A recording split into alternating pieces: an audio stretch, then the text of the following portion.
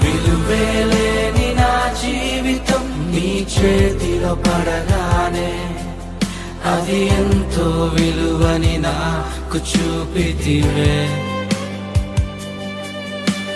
జీవమే లేని నాలోని జీవమును నింపుటకు నీ జీవితాన్నే తారబోసితివే.